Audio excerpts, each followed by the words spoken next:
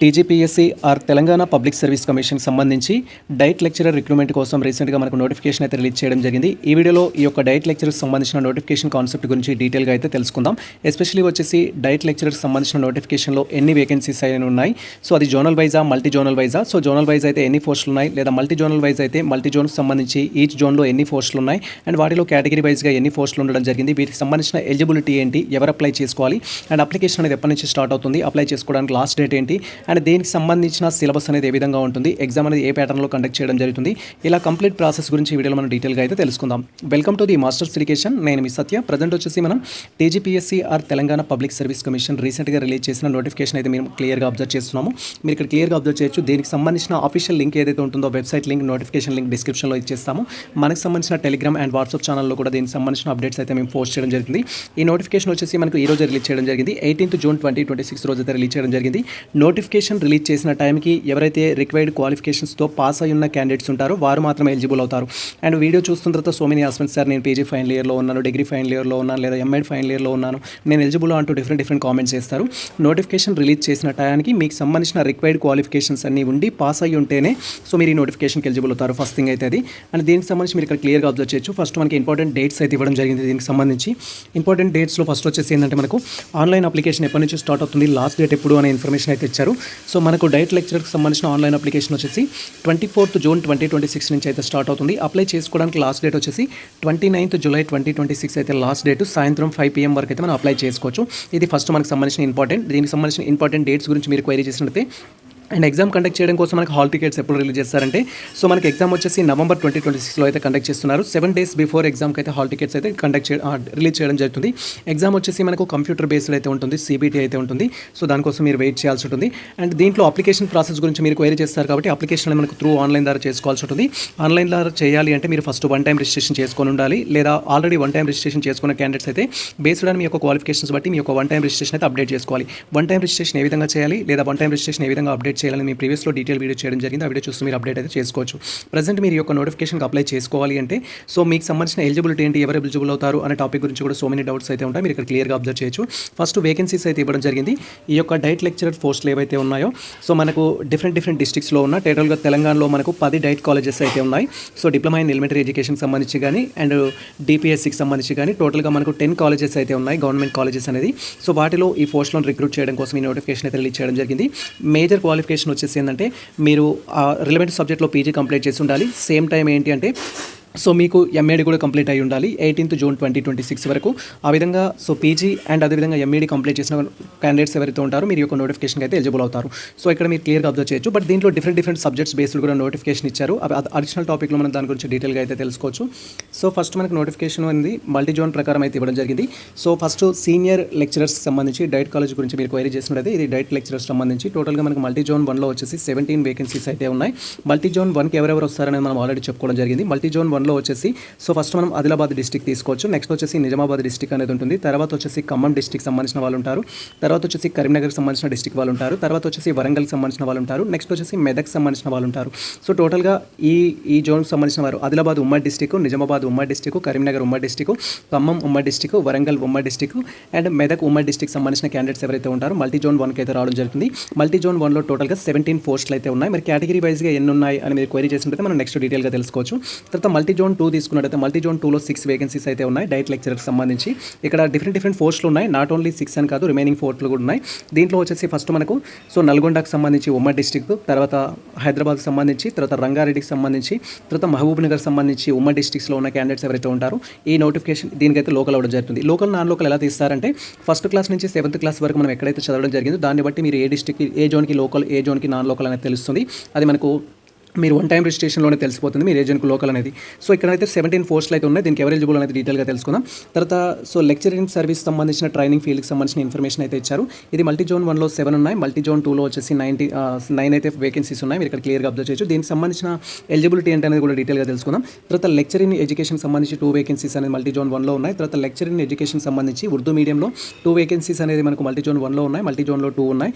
English సంబంధించి so lecturing English వచ్చేసి 2 vacancies అనేది మల్టీ జోన్ 1లో ఉన్నాయి. 1 వేకెన్సీ అనేది మల్టీ జోన్ 2లో అయితే ఉంది.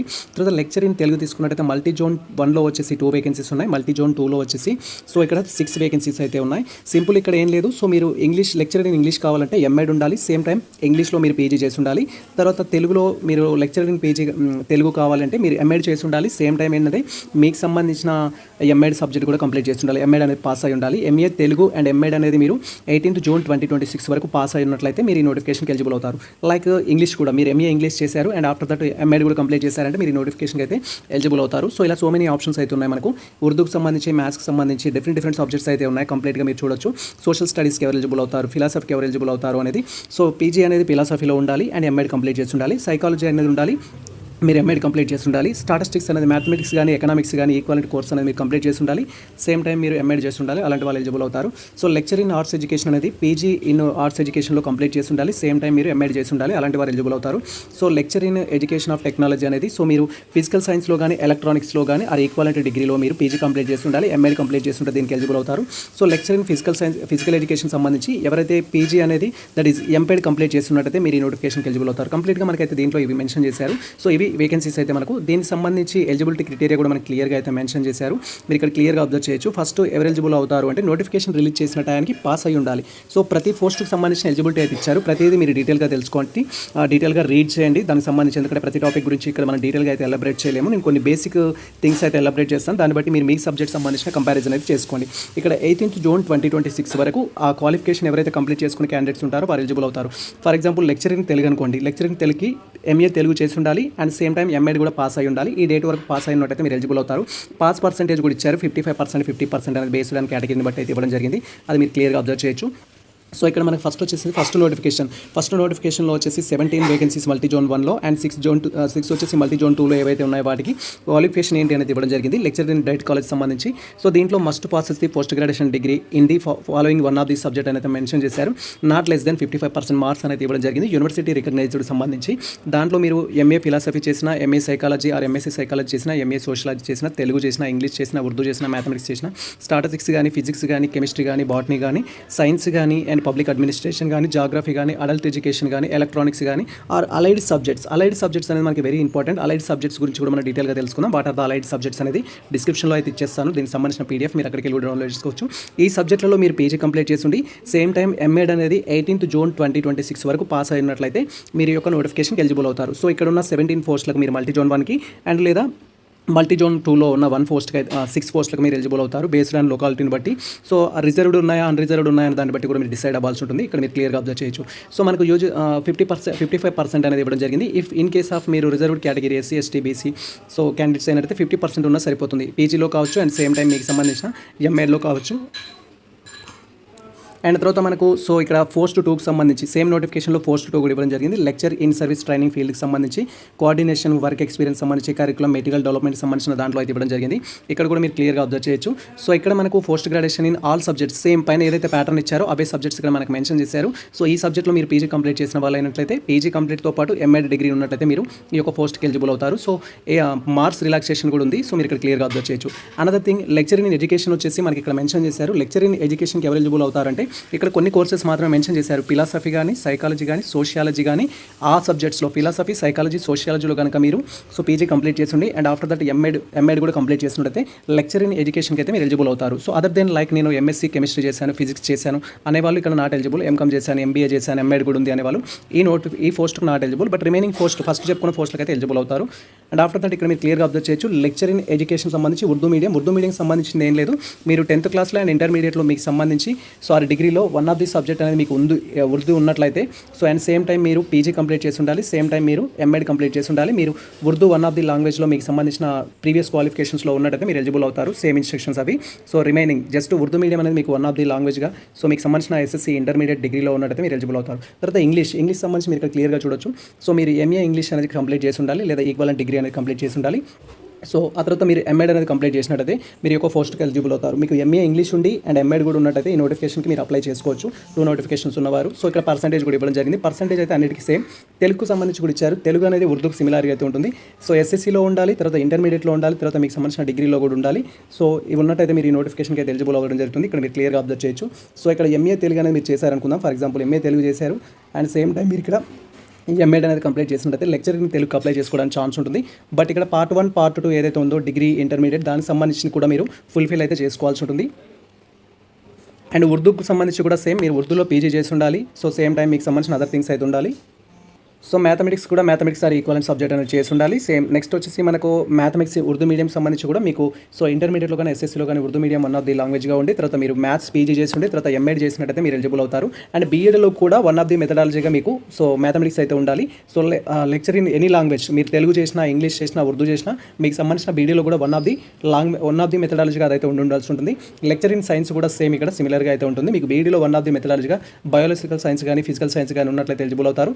సేమ్ టైం మీరు పీజీ చేసి ఉండాలి ఆ రిలవెంట్ సబ్జెక్ట్లో. సేమ్ టైం మీరు ఎంఎడ్ కూడా కంప్లీట్ చేసి ఉండాలి. ఈ క్వాలిఫికేషన్స్ అన్నీ ఉండాలి. ఈ లెక్చరింగ్ సబ్జెక్ట్ ఏదైతే ఉంటుందో దాంట్లో ఇక్కడ బీఎడ్ అనేది చేసి ఉండాలి మనము, తర్వాత వచ్చేసి ఎంఎడ్ అనేది చేసి ఉండాలి, తర్వాత పీజీ అనేది ఆ సేమ్ సబ్జెక్ట్లో. For example BEd biological science complete చేశాను అండ్ ఎంఎడ్ కంప్లీట్ చేశాను. పీజీ కూడా బయాలజికల్ సైన్స్ ఈక్వలెంట్ అంటే బాటనీ కానీ జువాలజీ కానీ మైక్రోబయాలజీ కానీ అలా కంప్లీట్ చేసిన స్టూడెంట్స్ ఎవరైతే ఉంటారో లెక్చరింగ్ సైన్స్కి ఎలిజిబుల్ అవుతారు. సో ఇక్కడ క్వాలిఫికేషన్స్ అనేది క్లియర్గా వెరిఫై చేసుకోవాల్సి ఉంటుంది మీరు. So lecturing science Urdu medium సంబంధించి కూడా సేమ్ అయితే ఉంటుంది. సో బీఈడీలో కూడా వన్ ఆఫ్ ది మెథడాలజీగా మనకు సంబంధించిన ఇన్ఫర్మేషన్ అయితే ఉండాలి. మీరు ఇక్కడ క్లియర్గా అబ్జర్వ్ చేయొచ్చు. బయాలజికల్ సైన్స్ ఫిజికల్ సైన్స్ అనే ఇన్ఫర్మేషన్ అయితే సోషల్ స్టడీస్ సంబంధించిన ఇన్ఫర్మేషన్ చూడొచ్చు. సోషల్ స్టడీస్ కూడా సేమ్ అయితే ఉంటుంది. సో ఇప్పుడు సోషల్ స్టడీస్కి ఫర్ ఎగ్జాంపుల్ ఏంటంటే ఇక్కడ పీజీ కంప్లీట్ చేసే వారు హిస్టరీ కానీ ఎకనామిక్స్ కానీ పొలిటికల్ సైన్స్ కానీ పబ్లిక్ అడ్మినిస్ట్రేషన్ కానీ జాగ్రఫీ కానీ అలైడ్ సబ్జెక్ట్స్ కనుక మీరు చేసిన వాళ్ళు అయితే ఎలిజిబుల్ అవుతారు. సో ఇక్కడ ఎంకమ్ విత్ ఎంఎడ్ చేసిన వాళ్ళు అండ్ బీఎడ్లో వన్ ఆఫ్ ది మెథడాలజీగా సోషల్ సైన్స్ ఉంది ఎలిజిబుల్ అంటే సో అలాంటి వారు దీనికి అయితే ఎలిజిబుల్ కారు. జనరల్గా ఫస్ట్ 1 and 2 పోస్టులకి అయితే ఎలిజిబుల్ అవుతారు. సో బట్ మీ పీజీ అనేది ఈక్వలెంట్ సోషల్ స్టడీస్కి ఉండాలి. సేమ్ టైం ఎంఎడ్ కంప్లీట్ చేసి ఉండాలి. బీఎడ్లో వన్ ఆఫ్ ది మెథడాలజీగా సోషల్ స్టడీస్ ఉండాలి. అలా అయితే మీరు ఎలిజిబుల్ అవుతారు. సో ఇది కంప్లీట్గా అయితే డిఫరెంట్ సబ్జెక్ట్స్ అయితే ఇచ్చారు. మీరు ఫిలాసఫీ తీసుకుంటే ఫిలాసఫీకి కూడా మీరు పీజీ ఫిలాసఫీ కంప్లీట్ చేసి ఉండాలి. ఎంఎడ్ అనేది కంప్లీట్ చేసి ఉంటే మీరు ఎలిజిబుల్ అవుతారు. సైకాలజీ కూడా సేమ్ ఇక్కడ పీజీ అనేది సైకాలజీలో కంప్లీట్ చేసి ఉండాలి. ఎంఎడ్ అనేది కంప్లీట్ చేసి ఉండాలి. ఎలిజిబుల్ అవుతారు. సో ఇలా డిఫరెంట్ అయితే జరిగింది. Lecture in planning and statistics సంబంధించి స్టాటిస్టిక్స్ అనేది మీరు మ్యాథమెటిక్స్లో కానీ లేదా ఎకనామిక్స్లో కానీ starts one of the subject equal subjects ఉండి మీరు పీజీ కంప్లీట్ చేసినట్టు మీరు ఈ నోటిఫికేషన్కి ఎలిజిబుల్ అవుతారు. సేమ్ టైం మీకు మాస్టర్ ఆఫ్ డిగ్రీ అనేది ఎంఎడ్ అయితే ఉండాల్సి ఉంటుంది. ఈ నోటిఫికేషన్ మొత్తానికి ఎంఎడ్ అయితే మ్యాండేటరీ. సో ఎంఎడ్ ఉండాలి అండ్ ఈక్వల్ టు పీజీ కూడా ఉండాలి. అలాంటి వాళ్ళు ఎలిజిబుల్ అవుతారు. లెక్చర్ ఇన్ ఆర్ట్స్ ఎడ్యుకేషన్ మీరు ఇక్కడ క్లియర్గా అబ్జర్వ్ చేయొచ్చు. సో ఇక్కడ మీరు పీజీ డిగ్రీ అనేది సో మీకు సంబంధించిన fine arts or apply arts complete చేసినట్లయితే post graduation degree any subject అనేది ఉంది. ఈ ఇన్ఫర్మేషన్ ఇక్కడ ఎంఎడ్ అయితే నాట్ మ్యాటర్ దీనికి. సో ఫైన్ ఆర్ట్స్లో మీకు సంబంధించిన పీజీ కంప్లీట్ చేసినట్లయితే ఈక్వలెంట్ డిగ్రీ ఉన్నట్టయితే మీరు ఎలిజిబుల్ అవుతారు. టెక్నికల్ సంబంధించి అయితే ఇక్కడ మనకు టెక్నాలజీలో వచ్చేసి ఏంటంటే మీరు ఫిజిక్స్లో కానీ ఎలక్ట్రానిక్స్లో కానీ సో పీజీ అనేది కంప్లీట్ చేస్తుంటే ఆ ఈక్వలెంట్లో పీజీ కంప్లీట్ చేస్తుంటే ఎంఎడ్ కంప్లీట్ చేస్తుంటే నోటిఫికేషన్కి ఎలిజిబుల్ అవుతారు. ఫిజికల్ ఎడ్యుకేషన్ ఉంది. ఫిజికల్ ఎడ్యుకేషన్ వచ్చేసి మీరు ఎంపెడ్ కంప్లీట్ చేసిన వాళ్ళు ఈ నోటిఫికేషన్కి అయితే ఎలిజిబుల్ అవుతారు. కంప్లీట్ అయితే ఇవ్వడం జరిగింది. అలైడ్ సబ్జెక్ట్స్ కూడా మనకి క్లియర్గా మెన్షన్ చేశారు. మ్యాథమెటిక్స్ అలైడ్ సబ్జెక్ట్స్ అంటే మీరు అప్లైడ్ మ్యాథమెటిక్స్ కానీ మ్యాథమెటిక్స్ అండ్ కంప్యూటర్ సైన్స్ కానీ స్టాటిస్టిక్స్ కానీ for example MSc applied mathematics కానీ MSc mathematics and computer science కానీ ఎంఎస్సీ స్టాటిస్టిక్స్ కానీ మీరు చేసి అండ్ ఆఫ్టర్ దట్ మీరు ఎంఎడ్ కూడా కంప్లీట్ చేసి బీడీలో వన్ ఆఫ్ ది మెథడాలజీగా మీకు మ్యాథమెటిక్స్ ఉన్నట్లయితే సో మీరు డిఫరెంట్ పోస్టులకు అయితే ఎలిజిబుల్ అవుతారు. లైక్ దట్ ఫిజికల్ సైన్స్ కూడా సేమ్. సో అప్లైడ్ ఫిజిక్స్ కానీ ఇంజనీరింగ్ ఫిజిక్స్ కానీ న్యూమరికల్ ఫిజిక్స్ కానీ ఆస్ట్రోనమీ ఫిజిక్స్ కానీ జియో ఫిజిక్స్ కానీ డిఫరెంట్ సబ్జెక్ట్స్ ఇవ్వడం జరిగింది. ఆ ఈక్వలెంట్ సబ్జెక్ట్స్ అనమాట. కెమిస్ట్రీకి ఈక్వలెంట్ సబ్జెక్ట్స్ ఇవి, బాటనీకి ఈక్వలెంట్ సబ్జెక్ట్స్ ఇవి, జువాలజీకి ఈక్వలెంట్ సబ్జెక్ట్స్ ఇవి, హిస్టరీకి ఈక్వలెంట్ సబ్జెక్ట్స్ ఇవి. సో కామర్స్ కూడా మనకు మెన్షన్ చేశారు అలైడ్ సబ్జెక్ట్స్లో అయితే. సో ఎవరైతే ఎంకమ్ చేసి ఎంఎడ్ చేసిన క్యాండిడేట్స్ ఉంటారో సో మీరు కూడా ఎలిజిబుల్ అవుతారనమాట ఈ నోటిఫికేషన్కి. బట్ సోషల్ స్టడీస్కి మాత్రం ఎలిజిబుల్ అవ్వరు. సోషల్ స్టడీస్లో వచ్చేసి మనకు 4 ఆప్షన్స్ ఇచ్చారు. హిస్టరీ అంటూ ఎకనామిక్స్ అంటూ జాగ్రఫీ అంటూ వీటికి ఈక్వలెంట్ సబ్జెక్ట్స్ అయితే ఇవ్వడం జరిగింది. సో ఆ స్పెషల్గా ఏదైతే లెక్చర్ ఇన్ సోషల్ స్టడీస్ ఉందో దానికైతే ఎంకమ్ ద్వారా ఎంబీఏ ద్వారా ఎలిజిబుల్ అయ్యే క్యాండిడేట్స్ అయితే ఉంటారు. రిమైనింగ్ నోటిఫికేషన్కి అయితే మీరు ఎలిజిబుల్ అవుతారు. సో ఇవి మనకి క్లియర్గా మెన్షన్ చేశారు. ఏజ్ లిమిట్ ఆల్రెడీ మనకు తెలిసిందే. సో ఏజ్ లిమిట్ అనేది మనకు ఎక్స్టెండ్ చేశారు. సో దానికి సంబంధించిన ఇన్ఫర్మేషన్ ఆల్రెడీ మనము డీఓకి సంబంధించిన దాంట్లో డీటెయిల్గా తెలుసుకోవడం జరిగింది. ఏజ్ లిమిట్ సంబంధించిన ఇన్ఫర్మేషన్ అయితే దీంట్లో ప్రజెంట్ మెన్షన్ చేసిన ఇన్ఫర్మేషన్ అయితే అది.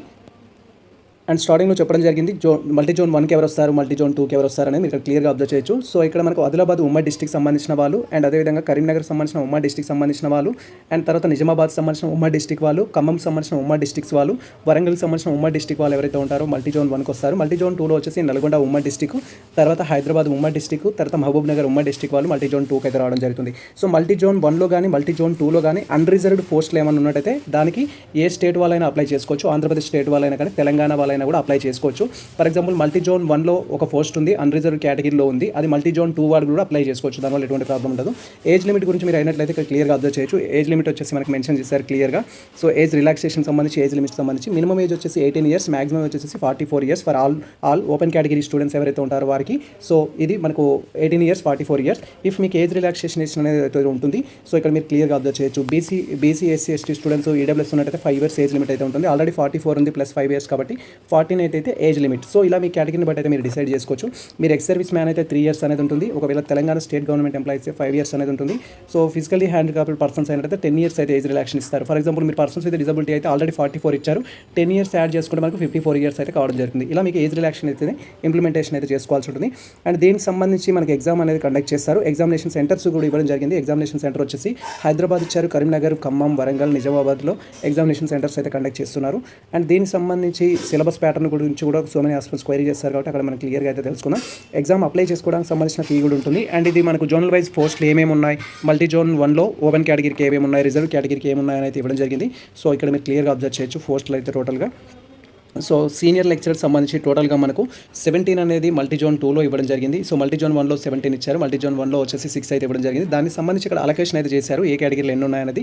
సో ఇక్కడ వచ్చేసి ఏంటంటే ఈ పోస్టులు అనేది లోకల్ వాళ్ళకి, మల్టీ జోన్ 1లో ఉన్న లోకల్ వాళ్ళకి, అన్రిజర్వ్డ్ వచ్చేసి ఏంటంటే సో ఇది ఓపెన్ కేటగిరీ అనమాట, అందరికీ ఉంటుంది. సో నాన్ లోకల్ వాళ్ళు కూడా ఈ పోస్ట్కి అప్లై చేసుకోవచ్చు. ఫర్ ఎగ్జాంపుల్ నేను ఆంధ్రప్రదేశ్ స్టూడెంట్ సార్, నాకు ఎన్ని పోస్టులు ఉంటాయి దీంట్లో అంటే ఆంధ్రప్రదేశ్ స్టూడెంట్స్ వచ్చేసి ఇక్కడ అన్రిజర్వ్డ్లో ఉన్న దీనికి ఎలిజిబుల్ అవుతాడు, దీనికి ఎలిజిబుల్ అవుతాడు. తెలంగాణకు సంబంధించి లోకల్ క్యాండిడేట్స్ మల్టీ జోన్ 1కి మీరు లోకల్ అయితే ఈ పోస్టులకు ఎలిజిబుల్ అవుతారు బేస్డ్ ఆన్ మీ కేటగిరీని బట్టి. సో మీరు మల్టీ జోన్ 2కి సంబంధించి ఈ పోస్టులకు ఎలిజిబుల్ అయితే కావడం జరుగుతుంది బేస్డ్ ఆన్ మీ కేటగిరీని బట్టి. సో మీది మల్టీ జోన్ 1 అనుకోండి, మల్టీ జోన్ 1 వాళ్ళు మల్టీ జోన్ 2లో ఉన్న అన్రిజర్వ్డ్ దానికి ఎలిజిబుల్ అవుతారు, మల్టీ జోన్ 2 వాళ్ళు కూడా మల్టీ జోన్ 1లో ఉన్న అన్రిజర్వ్డ్ దానికి అయితే ఎలిజిబుల్ అవుతారు. సో ఈ ఇన్ఫర్మేషన్ తోటి అయితే మీరు క్లియర్గా తెలుసుకోవచ్చు. ఫస్ట్ మనకు టోటల్ 17, 16 ఏ విధంగా అలొకేట్ చేశారనేది ఇవ్వడం జరిగింది. మల్టీ జోన్ 1లో టోటల్గా 17 ఉంటే ఒకటి అన్రిజర్వ్డ్లో పెట్టారు, మిగతా రిజర్వేషన్లో వచ్చేసి రిజర్వేషన్ అండ్ ఓపెన్ కేటగిరీలో వచ్చేసి 16 పెట్టడం జరిగింది. మల్టీ జోన్ 2లో వచ్చేసి టోటల్ 6 ఉంటే ఒకటి అన్రిజర్వ్డ్లో పెట్టారు, 5 వచ్చేసి రిజర్వ్లో అయితే పెట్టడం జరిగింది. మీరు ఇక్కడ క్లియర్గా అబ్జర్వ్ చేయొచ్చు లోకాలిటీని బట్టి. ఇలా ప్రతి దానికైతే పోస్టులు ఉన్నాయి, మీరు ఈ పోస్టులు అయితే క్లియర్గా వెరిఫై చేసుకోండి, ఎందుకంటే వీడియో కాన్సెప్ట్లో చాలా లెంతీ అవుతుంది. అండ్ ఆఫ్టర్ దట్ మీరు సిలబస్ గురించి, ఎగ్జామ్ ప్యాటర్న్ గురించి క్వైరీ చేసినట్టయితే సో మనకి ఇక్కడ ఎగ్జామ్ ప్యాటర్న్ సంబంధించిన ఇన్ఫర్మేషన్ అయితే ఇచ్చారు. సేమ్ మనకు సో ఆల్ టీఎస్పీఎస్సీ ఎగ్జామ్స్ ఏ విధంగా అయితే కండక్ట్ చేస్తారు. జనరల్ పేపర్ 1 అనేది, పేపర్ 1 వచ్చేసి general studies and general abilities సంబంధించిన ఇన్ఫర్మేషన్ అయితే ఇచ్చారు. 150 క్వశ్చన్స్ అయితే దీని నుంచి రావడం జరుగుతుంది. 150 డ్యూరేషన్ అయితే ఇస్తారు, మినిట్స్ అనేది. తర్వాత 150 మార్క్స్కి ఎగ్జామ్ అయితే కండక్ట్ చేస్తారు. టోటల్గా 150 క్వశ్చన్స్కి 150 మినిట్స్ ఇస్తారు, 150 సో మార్క్స్ అయితే రావడం జరుగుతుంది. పేపర్ 1 వచ్చేసి టోటల్ ఆల్ టీఎస్పీఎస్సీ కండక్ట్ చేసే పేపర్స్ అనేది జనరల్ పేపర్స్ ఏదైతే ఉంటుందో సేమ్ అయితే ఉంటుంది.